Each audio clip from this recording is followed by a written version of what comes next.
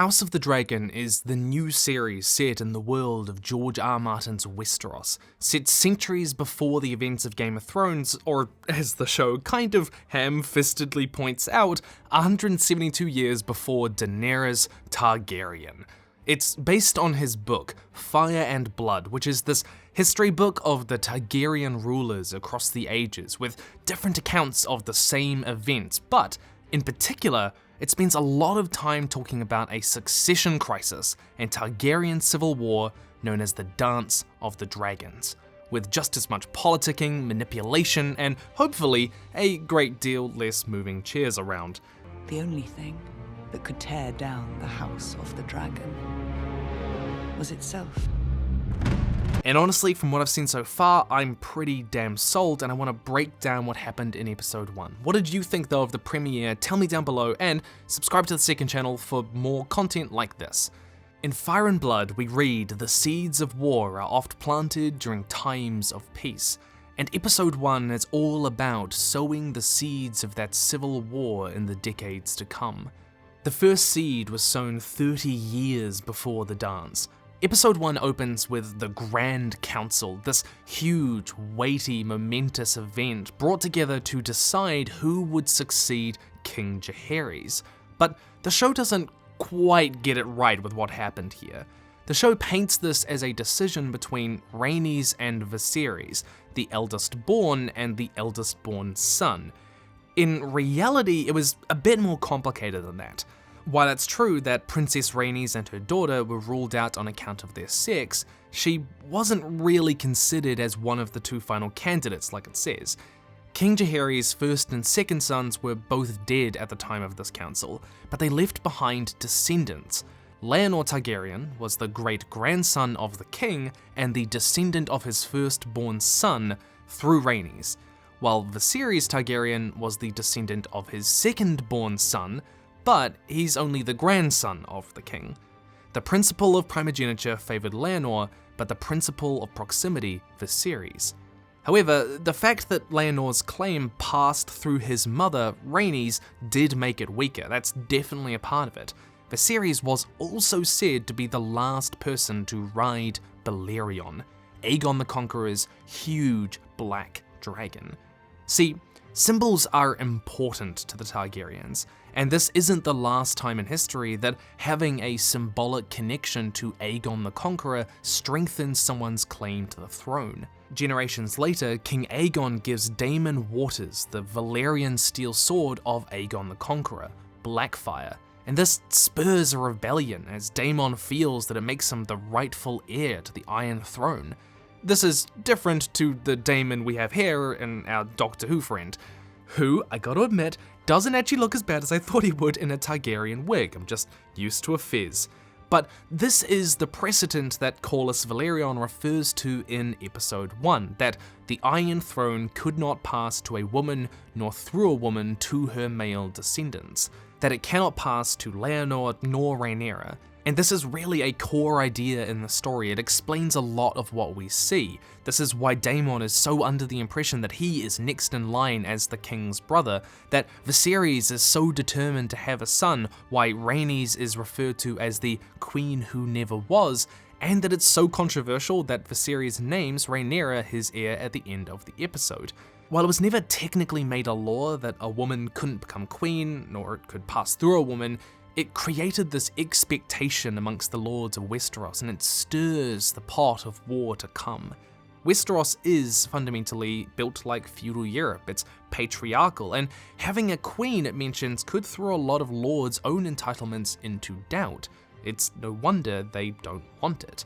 So the writers did simplify this conflict down to being about sex, and honestly, I'm not that worried. I think it's fine. Like, it was predominantly about that in the book as well. It was a major part of this conflict, and it would have been really hard to explain very quickly how this incestuous cesspool of a family tree called the Targaryens even works. I mean, there are characters who are dead by this point that I'd have to name and explain and talk about all the different types of claims to the throne. No, it wouldn't have worked. Fire and Blood really does explore the women's role in Westerosi society. It comes up repeatedly, so this is, I think, a pretty fair simplification to make of the story.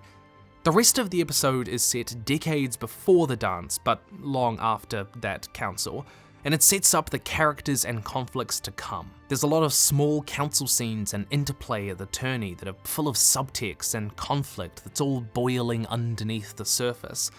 The major houses at play in House of the Dragon are the Targaryens, the Hightowers, and the Velaryons. At the center of House Targaryen is King Viserys, who is described as not the strongest-willed of kings. He relied greatly on the counsel of the men around him, and did as they bade more often than not.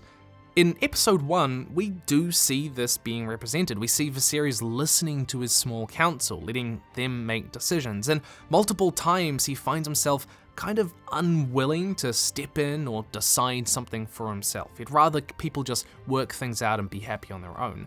And Viserys only really seems to assert himself when it comes to family, like with Daemon and Rhaenyra. At the same time though, he is a king interested in keeping the peace, and he would rather give in than cause conflict.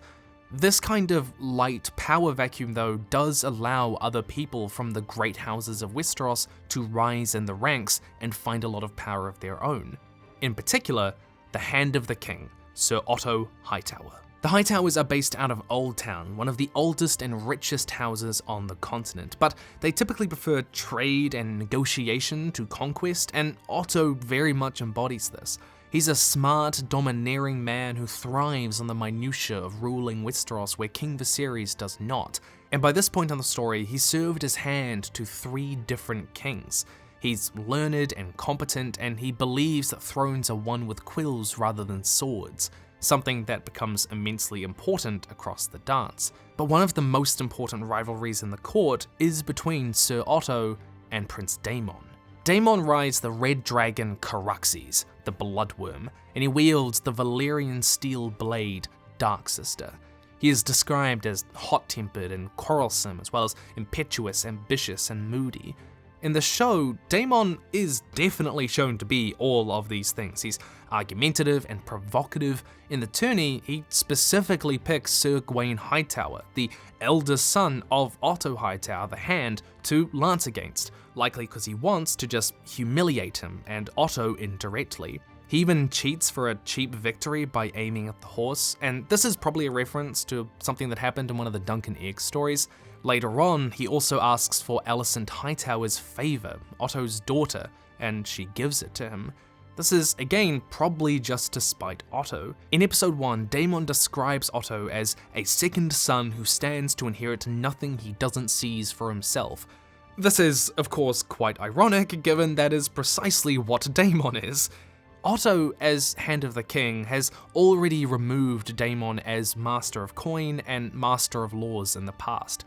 He made him Commander of the City Watch, kind of as a way to get him out of the way.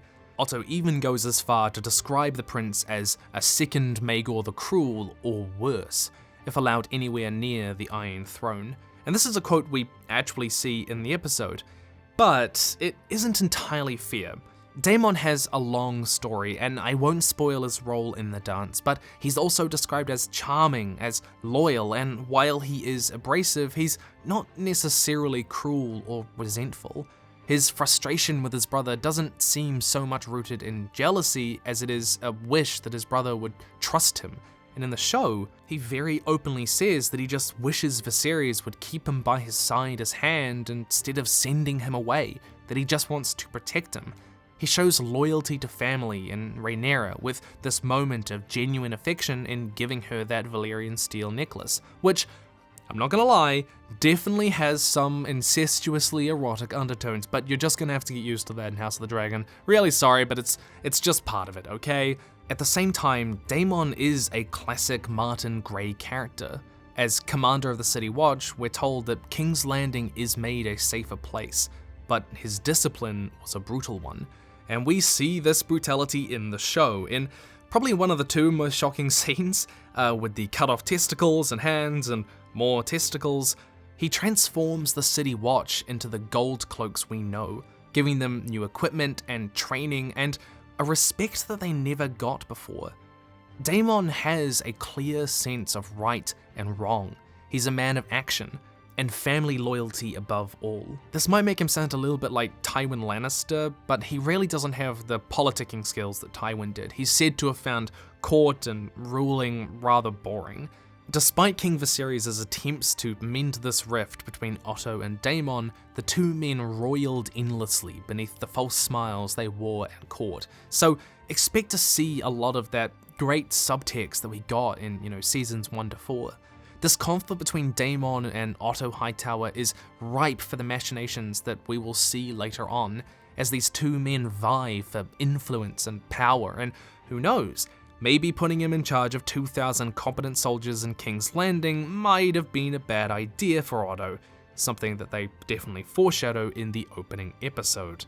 A third man who rises during Viserys' time is Corliss Velaryon, better known as the Sea Snake. As brilliant as he was restless, as adventurous as he was ambitious, a natural sailor. He's kind of the Ned Stark of the dance, though without any of the humility. He's a man who sticks by his word and has a strong sense of right and wrong and entitlements. The Valerions and Targaryens have a long, intimate history, in the very literal sense. The Valerions are based on Driftmark, an island near Dragonstone, and they've long been allies of the Targaryens, having ferried Aegon's soldiers over in the first place. They too came from Old Valyria at some point in the past. While they don't have a lot of strength on the continent itself, they are a naval power, and the dance is described as a conflict where much of the slaughter took place on water. Corliss married Rhaenys Targaryen, the cousin of King Viserys and the woman who was passed over for the throne in the Grand Council that we saw at the start of the episode. Corliss, by the way, was infuriated when both Rhaenys and Laenor, his son, was passed over at this council, and he quit the small council. He gave up his admiralty, which was basically unheard of at the time. This was a real fracturing, as were the Baratheons, because Rhaenys' mother was a Baratheon. Though Corliss is the one to point out that Daemon is currently in line for the throne, this may have been to prompt a change in Viserys, to challenge that assumption again, and to use Otto's dislike for the man to have Rhaenyra named heir instead. Though, I want to be clear, this shouldn't be mistaken for Corliss being like super progressive or anything. Corliss is an ambitious man, and even after making the Valerians one of the richest and most influential houses on the continent by doing these huge voyages across the world and bringing back expensive materials and spices from the Far East, he still wants more, and he's going to stop at nothing to see one of his own blood on the Iron Throne. So, again, we're seeing a lot of allegiances and lines drawn in the sand, motivations and inclinations that set a lot of different characters on a collision course for the future, for better and worse. Daemon and Otto, Daemon and Viserys, Daemon and Corliss, Daemon and Sir Criston Cole, Daemon and everyone. But also Alicent and Rhaenyra, Viserys and Otto and Corliss. Cards are being played close to the chest, but the day will come when they need to go down on the table. The show doesn't really have an opening credits the way that we know them. There's this one which is very brief, and apparently we'll get a full one in episode 2. The one for the first episode though depicts a Targaryen symbol in gold, which is an interesting choice because during the Dance of the Dragons, the two factions of Targaryens are split between the Greens and the Blacks, and the Greens take a golden dragon for their banner. We then get a huge shot of Rhaenyra flying through the sky with her dragon, Syrax. Some 21 dragons are involved to some degree or another across the dance, and I gotta admit, I was kinda worried that they were gonna rely on spectacle a bit too much, but I was really pleased that the dragons are included in the episode in really subtle ways. They're very much background characters. We only see 2 dragons in the opening episode, Rhaenyra's Syrax and Daemon's Caraxes, and they get very little screen time. They really add to the flavor and texture of the show, but the story is very much about that complex political interplay that we really love. Apparently we will see 9 dragons across the first season, but I think that so far they've handled them really well.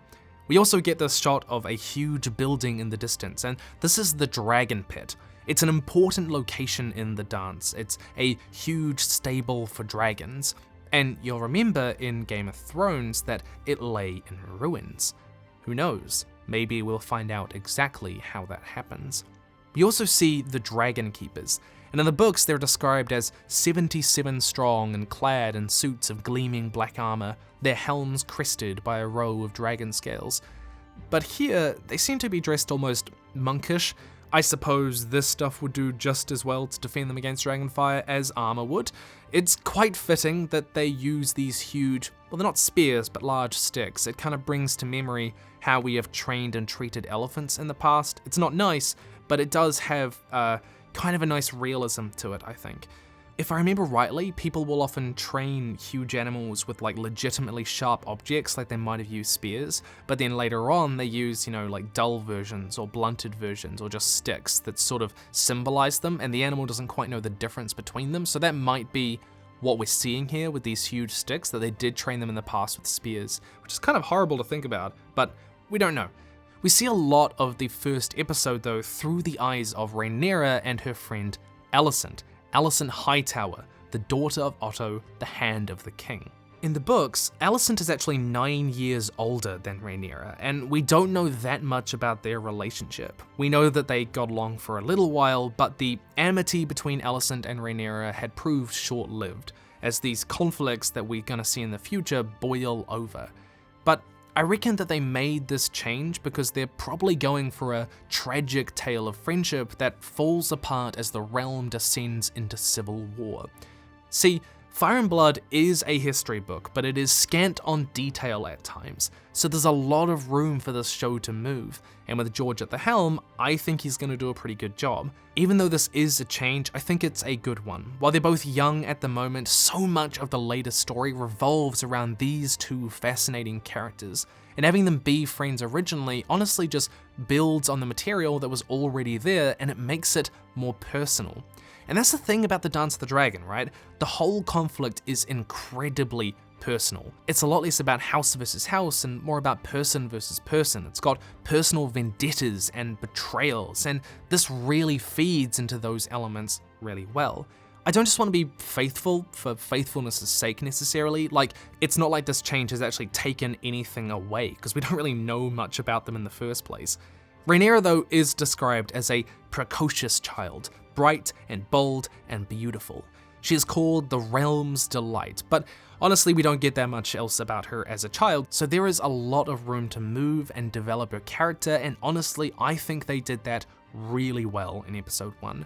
People are comparing her to Daenerys, and I guess they're right in some abstract senses that I won't share because spoilers, but she is a fundamentally different character.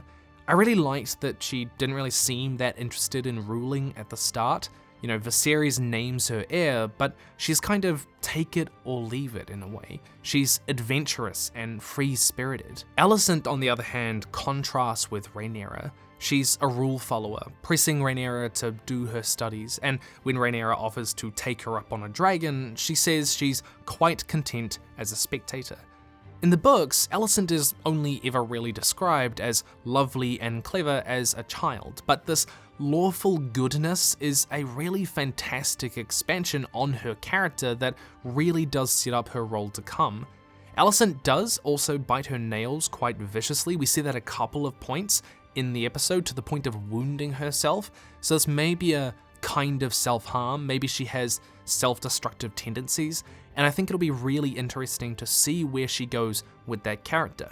So again, they're taking these characters where we don't have a lot of information on them, and they're building them out in ways that I think are really effective. It's loyal to the spirit of the books, and I think that's the more important part. See, Fire and Blood is written like a history book put together by a maester, who is compiling different versions of the same historical events, primarily from 3 different sources: a septon, a maester, and a jester. There's a lot of room for the story to expand and give detail where the book does not, and we're going to be able to see as we watch the show which account of these different stories are correct. Like, the septon tends to give a sanitized version of events, while the jester, Mushroom, tends to give the salacious elements, which mostly just adds up to everyone having sex with everyone else, but this does bring us back to Alicent. After Queen Aemma dies in that honestly rather horrific cesarean scene, we'll get back to that soon, Otto sends his daughter Alicent to comfort the king. Alicent softly protests to ask if her father means in the king's private bedchamber, and Otto insists that the king would appreciate the company, and he tells her that she might want to put on one of her mother's dresses. Mushroom's account of this event is a great deal more salacious, as promised, that she welcomed King Viserys into her bed even before Queen Aemma's death, and he goes so far as to claim that reading was not his only service Alicent performed for the old king. That supposedly Otto sent his daughter to him with this sexual subtext in mind, and to encourage him to pick her as his new wife. While Alicent certainly wasn't with Viserys before Aemma died, as Mushroom claims, it seems part of these rumors were true in a way. Otto's instruction to wear her mother's dress suggests that he wanted her to appear more as a woman rather than a girl, and Alicent's question suggests that even she is aware of the adult subtext of this visit. So there's going to be a lot of this, figuring out which version of these different events are true and where there are expansions on the few details available.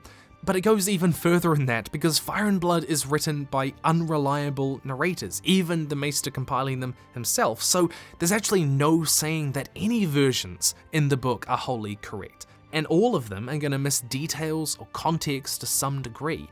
Especially with Martin involved in the show, it gets even muddier. If he retcons it, does that mean that it's technically true? I don't know. Saying something isn't accurate to the books doesn't really have the same weight as a criticism here, because Fire and Blood just isn't an objective account of these events. So keep that in mind going forward. Just because it's not in the books doesn't mean that Martin didn't intend it or that it's a change, and certainly not necessarily a bad change. After following Rhaenyra and Alicent across the city for a while, we see Viserys being treated for a wound on his back. He calls it a small cut from sitting the throne. The Iron Throne was forged from the thousands of swords of Aegon the Conqueror's defeated, and it's said that cutting yourself on the Iron Throne is a sign of your downfall. Cuts were seen upon their legs and the palm of their left hand. The Iron Throne had spurned them, and their days upon it would be few. Maegor the Cruel was a particularly bad and short-lived king, and he was found dead and bloodied on the Iron Throne. Many to this day believe it was the Iron Throne itself that killed him. But this is largely superstition. It's likely that all kings cut themselves on the throne at some point, and that's what we're seeing with Viserys. We see this in the original show with Daenerys. She pricks herself on the throne and of course has a very short time on it. We see a fair amount of Viserys and his wife Aemma. Now, we know very little, like nothing about Aemma in the books, and it's really great that they managed to get us to really care about these two as a couple in so little time in episode 1, especially because Aemma dies so soon after. She was born in the Vale, and the show does tell us that she supports the idea of a woman claiming the throne. Again, that suggests where the Vale might fall in a conflict around that question in the future. Aemma tells Rhaenyra early on in the episode that childbirth is our battlefield, and that proves unfortunately true when she dies in childbirth halfway through the episode in an incredibly uncomfortable scene to watch, as she is basically cut open for a cesarean without her consent. It really could be called murder, and like how peasants don't choose to die in the war of others, Aemma is forcibly cut open, and she dies from the blood loss. The child doesn't even go on to live. There's a cruel irony in that. Now, this particular scene isn't actually in the books, but it is exactly the sort of thing that our unreliable narrators either would not know or would simply omit. It certainly doesn't paint King Viserys or the Grand Maester in a particularly good light. Viserys has a lot of complicated relationships, and these are kind of front and center in that first episode. We see how Viserys defends Daemon repeatedly from Otto's criticisms, angrily repudiating any suggestion that his brother would betray him and try and take the throne. Still, Daemon really does cause a strain on their relationship. Daemon refers to his wife in the Vale as his bronze bitch, after the bronze armor of House Royce, and prior to the show, Daemon even tried to have this marriage set aside. He then goes on to say, in the middle of a small council meeting, men are said to fuck sheep instead of women, which, you know what, as a New Zealander, I've heard that plenty of times before. It's not true, but it's alright because only Australians say it, and Australians are all lying criminals. Both of these are direct quotes from the books, and I was really glad to see them. Viserys admits that Daemon makes a sport of provoking Otto, the Hand of the King, and he seems like the only one keeping these two from going at each other's throats. This tension between Viserys and his brother, though, comes to a head later in the episode when the king gets word that Daemon described his dead son as the heir for a day in the taverns and whorehouses of King's Landing. Now, I gotta admit, I didn't expect this event to happen so soon. That is one thing I really did notice with episode 1. It's very fast-paced. You're really just thrown into the events of the story. There's this real sense of things already being in motion. But either way, Viserys sends Daemon away back to the Vale to be with his actual wife, and Daemon angrily protests that all he's ever wanted is to be by his brother's side. This is I think, pretty faithful rendition of the relationship that Viserys and Daemon have. We see that ferocity that comes out around family. Fire and Blood does tell this story a little bit differently though. That it wasn't Viserys who sent Daemon away, but Daemon left once Rhaenyra was appointed Viserys' new heir. Prince Daemon was not at the ceremony, however. Furious at the king's decree, the prince quit King's Landing, taking his paramour Mysaria with him upon the back of his dragon Caraxes. And it was only after this that King Viserys sent him back to his lawful wife. So the events are all there, but it's in a slightly different order, with more of an emphasis on Daemon as this antagonistic element opposed to Rhaenyra at the start than we see in the show. This is, again, a sort of change that is totally understandable and reflects the different ways that we view history and that it can be collated. One of the details you might have missed is this woman, one of the girls Daemon talks to in the brothel. She doesn't seem that important in episode 1, but her name is Mysaria, though her rivals and enemies call her Misery, the White Worm. Again, the first episode is introducing all the important players to come, even if you miss them. Mysaria is conniving, manipulative, closer to a Varys or Peter Baelish character, and where her allegiances lie is never exactly clear. But she knows how to play those around her against each other, a skill that becomes ever more important in the Dance of Dragons in the years to come. A decent chunk of this episode swaps between two scenes, between that of the birth and of the tourney to celebrate Viserys' supposed son coming into the world. But some of the events didn't actually happen as we see them at this time. It is true that Sir Criston Cole won the melee held at Maidenpool and knocked Darksister from Prince Daemon's hand with his Morningstar, but this happened when Viserys ascended to the throne 9 years before this. Now, I gotta be honest, I don't have any problem with this change either. We wouldn't have seen that event otherwise, and it's a great moment to set up the complex, interpersonal relationship between Rhaenyra, who he asks for the favour of, Daemon, and Criston Cole. It's also the sort of thing that doesn't really feel out of place. It's involving details from the book in a way that they can, basically. The end of episode 1 is probably the most controversial part, and the part that I am most lukewarm on. By this point, Viserys is mourning. Both his wife, Aemma, and his son are dead, and he has no heir. Still, furious at Daemon's betrayal and seeing things anew, he appoints Rhaenyra his heir. And when he does this, he tells her of a prophecy. Aegon the Conqueror foresaw the end of the world of men and the world of the living. When this great winter comes, all of Westeros must stand against it, and a Targaryen must be seated on the Iron Throne. Aegon called his dream the Song of Ice and Fire. This secret has been passed from king to heir since Aegon's time.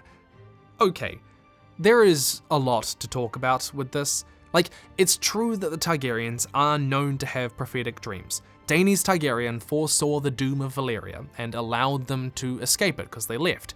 It's clearly a reference to the Long Night, when the others and their army of the undead come down from the north, as we saw in Game of Thrones and as we're seeing it play out in the books. But if this is the case, why keep it a secret? Why only pass it from heir to heir? If it's so important, why not prepare the realm for this eventuality? What's the benefit to keeping this secret? There's a lot of world-building questions I feel spring from this. I feel like it also kind of muddies the waters of Aegon's original conquest and Daenerys' story later on by introducing this kind of chosen one element, something that feels very not George R.R. Martin and kind of the antithesis of a lot of his storytelling. I mean, I don't know, I'm not the one writing the books, but it feels off. Calling it a Song of Ice and Fire feels very prequel to me, especially considering Viserys has the knife that Arya will later use to kill the Night King, and I have always kind of hated that need for everything to be explained, where everything came from. You can see this in Star Wars all the time, where there's an explanation for how every tiny little part of the story came to be. It's just not that great, and it robs the story of all its little questions by giving just bad answers. On the one hand, this connects House of the Dragon to one of the worst elements of the original series, which might put a lot of people off, but this show isn't done by the same writers, and it's referencing the lore, and we don't know what the plans are, so not the original show. It felt like an odd note to end on, especially because, at least in Fire and Blood, there is nothing that comes even close to suggesting that the others or White Walkers will play any role in this era of history. Then again, if The Long Night was done really well in the original series, maybe this wouldn't feel weird, maybe this would feel like a cool connection. I don't really know how I would feel about it. I guess at the moment, I can only hope that it was only really intended to signify Viserys choosing Rhaenyra as his heir, and hope they won't dwell on it too much in the future, especially because I don't really know what they could even do with that piece of information. But I'm not going to think too much on it because it is a relatively small detail in otherwise a really successful episode. The episode closes with all the lords and ladies from across Westeros swearing to defend Rhaenyra's claim to the throne, including the Hightowers, the Vale, Rickon Stark, Borren Baratheon, and Corliss Velaryon. The dance is full of oaths being taken, sworn, and broken. Kingsguard and Grand Maesters and Night's Watchmen and kings and queens and treaties. We'll have to wait and see which of these oaths are kept. Now, I do have a slight problem. I'm not sure I want to bombard the main channel with this kind of content every single week, so unless it does really well on here, I don't really know, I'm probably going to upload future episodes discussing House of the Dragon and Rings of Power, by the way, to my second channel, To the Future, which you can subscribe to at the link below. Overall, I really enjoyed House of the Dragon. I give it a solid rating. We've got this politics and machinations and relationships and conflicts and interesting characters and places and promises of stories to come with the seeds of war being planted early. It feels like that season 1 to 4 of Game of Thrones, and the characters are played extremely well, very well cast. It's interesting in the way that we really want this kind of story to be. It's fascinating, and I can't wait to see where it goes and how they grow. Do go watch it if you haven't already. The second episode of House of the Dragon puts character and political machinations front and center. It opens with a new intro, and like how the one in Game of Thrones takes us across the sprawling locations of Westeros and Essos, House of the Dragon guides us through the Targaryen family tree from the Doom of Valyria to Rhaenyra, with blood flowing from cog to cog, representing each person, each level a new generation, before they all pour into a pit of fire and blood. All these trails lead nowhere and instead fuel this bloody inferno that is the Dance of Dragons, growing larger with every death and betrayal and drop of blood drawn. I actually have a full video discussing it in detail because there's a lot of depth to it, and it's linked up in the corner. Though I will admit that while I appreciated the opening, I think it lacks the clarity that the original had perhaps, and it doesn't communicate quite as much information as it could. It could do with a bit of brightening up, you might say. We then open up to a skin-crawling scene, quite literally. Survivors of a battle down in the Stepstones have been nailed to poles and left to be eaten alive by thousands of crabs. The Stepstones are an archipelago that's spread from Dawn to Essos, and it's notoriously filled with pirates. In episode 1, Corliss warns of the Triarchy, an alliance between the free cities of Lys, Myr, and Tyrosh, and in particular, he warns of Kragas Drahar, the crab feeder, due to his inventive methods of punishing his enemies. In the books, he's said to have staked out hundreds of captured pirates to drown them beneath the rising tide. And that is precisely what we're seeing here. Gotta love George R. Martin's creativity with this stuff. Now, the stepstones themselves are worthless. They don't have any resources. They're bleak and stony, but they represent a vital shipping route to most of Essos, and if the Triarchy were allowed to control them, then they would in effect control the trade passing through them. Corliss Velaryon in particular is upset by this because he made House Velaryon the richest in Westeros by trading with the distant cities of Essos, and now he's losing his ships to this crab feeder. Viserys resists Corliss. He says that it's his obligation to avoid war unless it is absolutely necessary. And Otto minimizes Corliss's concerns here. He says, hey, you'll be compensated, you'll be fine, shut up. Otto is a really interesting character because everything he does in these first couple of episodes could be construed in multiple different ways. Here he's avoiding war, but it could be also read as him weakening House Velaryon and driving Corliss further from Viserys, giving himself more influence over the king. Rhaenyra protests in this meeting that, hey, they have dragons, they should use them, burn them all, showing that she has a proclivity for action and even violence that Viserys does not, but she's sent away, she's dismissed.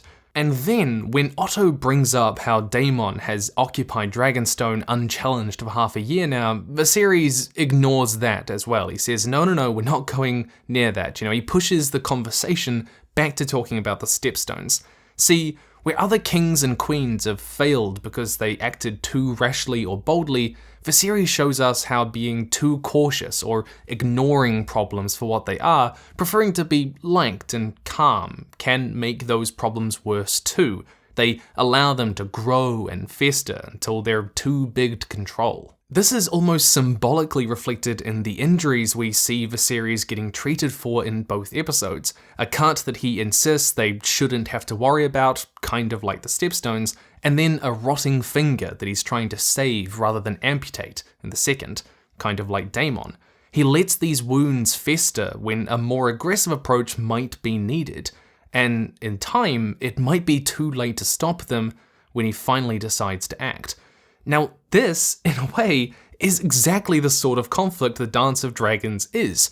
The seeds are being sown and they could be stopped, but Viserys doesn't have the strength to really do it. See, Daemon at this point has taken Dragonstone, the ancestral seat of House Targaryen. Symbols are important to the Targaryens, like the fact that Viserys flew Balerion, Aegon the Conqueror's huge black dragon, was an important symbol at the Grand Council that helped him secure the throne. Dragonstone is another of those important symbols. The heir to the Iron Throne is typically named Prince of Dragonstone, so Daemon squatting there unchallenged could be read as tacit acceptance of his claim to the crown. He sends Viserys a letter claiming to be the rightful heir, that he's taken a new wife in Mysaria, this woman from Lys, who is supposedly pregnant, and he's stolen a dragon egg. This egg came from Dreamfire, Rhaenyra Targaryen's dragon, and the very same egg that was placed with Balon, Viserys' infant son, who died in the first episode alongside Aemma, Viserys' wife.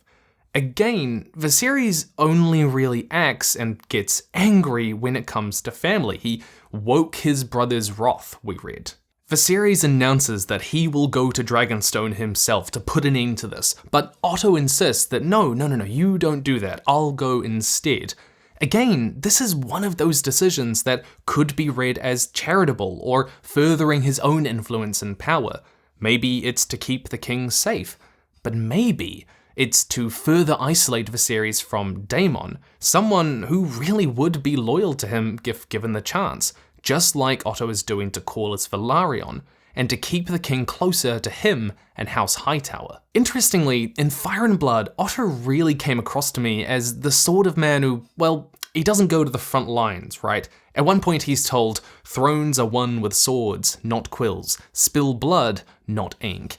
Otto is a negotiator, an organizer, an influencer. An influencer? Sorry, I just have to laugh at that term, like Otto the TikToker. But hey, this could suggest a more heroic streak as well. I don't know in the show, you know? Especially when this means he's going up against a man who he knows hates him, and he knows has a dragon called the Bloodworm.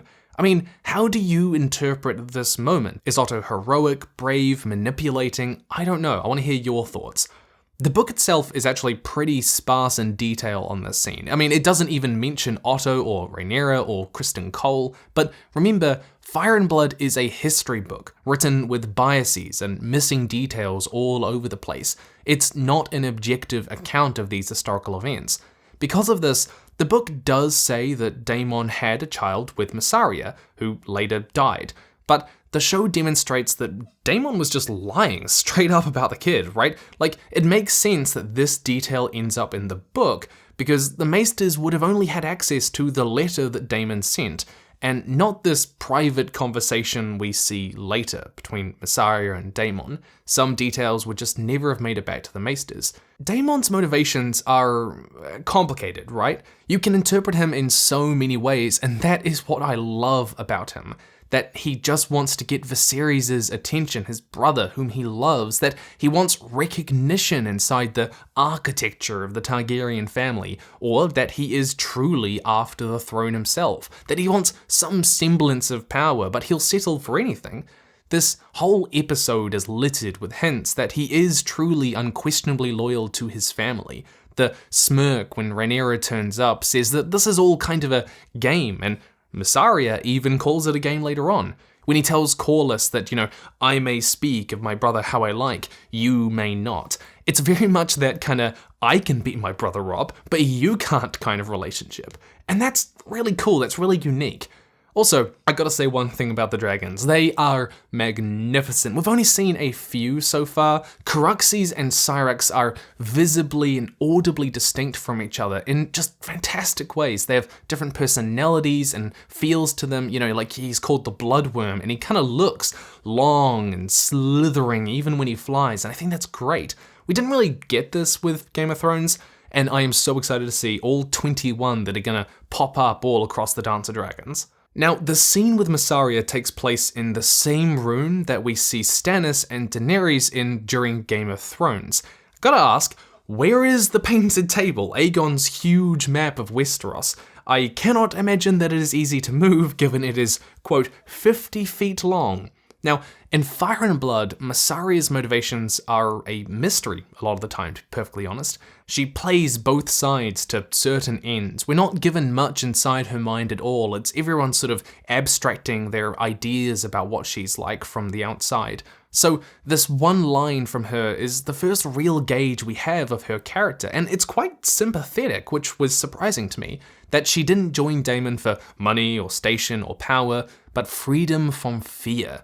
This is really interesting, seeing that softer side to her, because honestly, the books paint her in a really dark light, and I want to see where this line, this moral thinking kind of takes her. Rhaenyra is sent off to help pick the new Kingsguardsman, and she picks Sir Criston Cole, the same knight that we saw Daemon beat in the very first episode, and the only one who has seen any real combat experience. See, King Jaehaerys ruled for some 60 years in what was a time of peace and prosperity, so knights didn't have much fighting to do. Well, except Dorne isn't a part of the Seven Kingdoms at this point, so it's kinda 6 kingdoms at the moment. They resisted Aegon's initial conquest by simply never meeting the Targaryens in the field, and there's a history of Dornish outlaws who call themselves Vulture Kings, who rise up in the Red Mountains to attack the south of Westeros. Historically, one of those Vulture Kings even destroyed Sir Criston's home. Criston, quote, fought for a year as a foot soldier against the Dornish incursions along the Boneway. The Dornish marches are the border between the Stormlands, the Reach, and Dorne, while the Boneway is a pass that runs through the Red Mountains. So Criston Cole likely fought one of these Vulture Kings, possibly one that wasn't recorded, but it's that sort of regular border conflict that we see across history in Westeros. Because there's this ongoing kind of resentment for the other kingdoms all through Dawn after what happened in that brutal war. This episode also revolves around Viserys picking a new wife. With only one heir before Daemon gets the throne, Viserys, Corliss, Rhaenys, and Otto are all pretty damn keen to ensure that there are more heirs to get in the way. Corliss and Rhaenys pressure him to choose Laena Velaryon, their 12-year-old daughter. See, the Targaryens and Velaryons have a long, incestuous history, going back generations of marriages, and with them being one of the most powerful and richest houses in the realm, and Corliss seemingly turning on the crown a little bit at the moment, everyone from Lionel Strong, the entirety of the Small Council, the Grand Maester, Corliss, Rhaenys, well, they all tell Viserys that this would be a way to create stability and continuity for the future. Even Otto Hightower admits that this could be a good idea, though again, this moment could be construed as him manipulating the king. He admits the Grand Maester's reasoning is sound, but to be compelled to replace Emma for duty's sake, you are the king, but I do not envy you. Otto brings up love and sentiment here, knowing full well that Viserys and Alicent Hightower, Otto's daughter, have been spending a lot of time together, and Otto does seem to be trying to push his daughter into this role to offer herself as his new wife. So these comments about love and sentiment are playing to Viserys' weaknesses, and it subtly places Alicent back in his mind as a viable option. Alicent and Viserys bond over a large-scale model of the old Valyrian freehold, the same model that we actually see in the opening credits. The Targaryens idolize and idealize the Valerians, despite the fact that they were a brutal and ruthless slave-owning empire who burned thousands and thousands of people, sometimes just for fun. Even Viserys, who developed a dislike for dragons, admits that the glory of old Valyria will never be seen again. It's kind of like, those people who idealize the British Empire. He tells Alicent about a tower where blood mages worked, which he calls the Anogrion. The first part of that word comes from Anogar, meaning blood in Old Valyrian. Valyria was destroyed in a vast cataclysmic eruption of 14 volcanoes. There are lots of theories about how this happened, but all of them have a sense that this was caused by the Valerians' own hubris, that they flew too high to the sun and were struck down. In a way, the doom parallels the Dance of Dragons here. There's a cyclicalness to history, which is something that George R. R. Martin is a real fan of thematically. He sees that the might, height, and power of House Targaryen brings itself down low. But once again, when it comes to picking a new wife, Viserys just doesn't seem capable of making those hard decisions that the realm needs. As Daemon says at the end of the episode, my brother was never very good at that, and Corliss says, at what? And he says, being king. See, Viserys picks Alicent Hightower. Corliss protests. This is an absurdity. But Viserys tells him, I am your king, which is an interesting line because, people have told him over and over across these episodes that, he has to make these decisions. It's on his shoulders. And when he does, finally as king, it's not his best decision. That's kind of a recurring theme. When he actually takes action purely of his own initiative, it often doesn't turn out that well.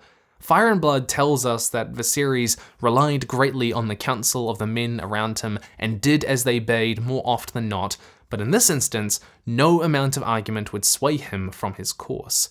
See, this decision, like many others, lets the wound of House Velaryon fester even more. It snubs Corliss again when nothing less than a direct line to the Iron Throne will satisfy him. First Laenor, then Rhaenys, now Laena. It pushes that wedge between Viserys and Rhaenyra even deeper, who didn't know about this and probably should have, and it spites Daemon even further. So, in the books, you kind of get the impression that Alicent is at least willing or wanting this, but I think they did a really good job of demonstrating how women in this world are manipulated into these roles, and their apprehension or reluctance is just erased in the history books. Like, on the one hand, Alicent wants to do her father Otto proud. She wants to play her role. She is kind of a rule follower. But on the other, she's a nervous wreck, and she's awkwardly looking around when it's announced she will be his wife. The spotlight's on her. She has fallen into this role more than she has chosen it. One other scene brings Rhaenyra and Rhaenys together to talk about how a possible new son would mean that Rhaenyra's claim to the throne could be thrown into doubt. Rhaenyra tells her, "When I am queen, I will create a new order." Which kind of sounds pretty similar, right, to what Daenerys says in Game of Thrones. "I'm not going to stop the wheel, I'm going to break the wheel." Both Daenerys and Rhaenyra are intent on undoing an unjust system, but we read in A Song of Ice and Fire how this virtuous goal can end up disastrously.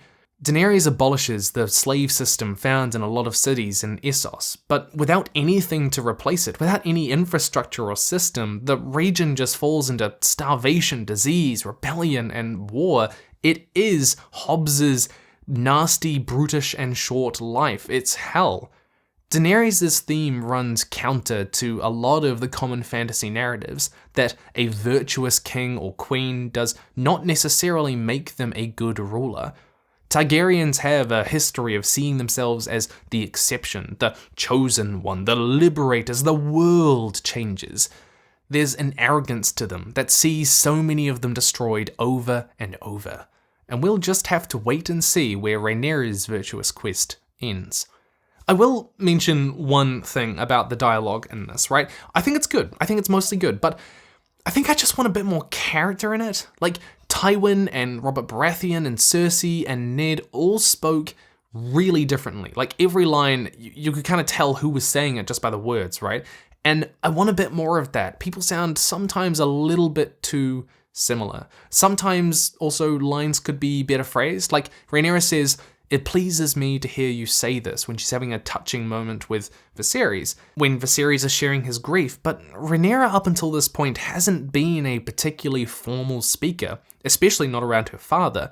She's more likely to say, "I could never tell what was going through your mind. You didn't speak to me.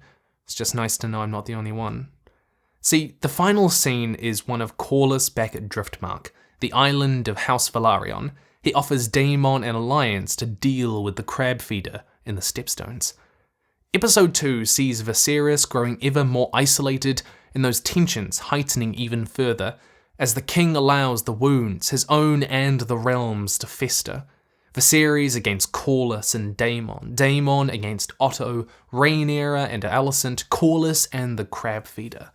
Which, by the way, I love the design of the crab feeder. That is just, ooh, love it. Absolutely gorgeous. Maybe grayscale? I don't know. Looks really weird, but great design. We'll just have to see where these tensions take us in the future.